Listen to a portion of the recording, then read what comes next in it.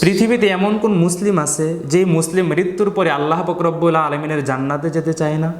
আমরা নেককার হয়ে বদকার হয়ে মৃত্যুর পরে সকলেই আল্লাহ পাক রব্বুল আলামিনের ভয়াবহ শাস্তির জায়গা জাহান্নাম থেকে বেঁচে জান্নাতুল ফিরদাউসে যেতে চাই।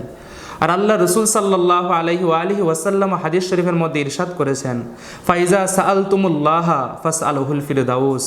যখন তোমরা আল্লাহ পাক রব্বুল আলামিনের কাছে কোনো কিছু চাইবে, তখন আল্লাহ পাক রব্বুল আলামিনের কাছে জান্নাতুল ফিরদাউস চাইবে। জামিয়া তিরমিজির 2485 নম্বর হাদিসের বর্ণনা এসেছে, আল্লাহ রসুল সাল্লাল্লাহু আলাইহি ওয়াসাল্লাম ইরশাদ করেছেন, পৃথিবীতে যেই মুসলমান মাত্র 4টা বিষয় ফলো করবে, ওই ব্যক্তি নিরাপদে আল্লাহ পাক রব্বুল আলামিনের জান্নাতে পৌঁছে যাবে।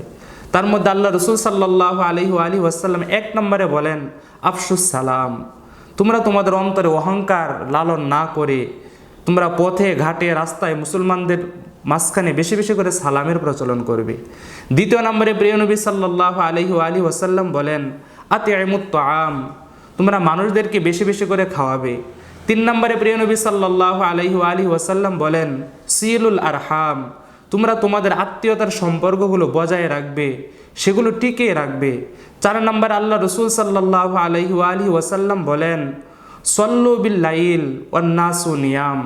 যখন পৃথিবীর মানুষগুলো ঘুমের মধ্যে নিমজ্জিত থাকে, রাতের আধারে নীরব নিস্তব্ধ পরিবেশে তোমরা ঘুম থেকে উঠে যাও এবং আল্লাহ পাক রব্বুল আলামিনের কুদরতি কদমে সিজদায় লুটিয়ে পড়ো, তাহলে তাদখুলুল জান্নাতে বিসালাম।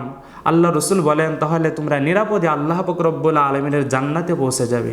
আল্লাহ পাক রব্বুল আলামিন আমাদেরকে সহি সমঝ দান করুক।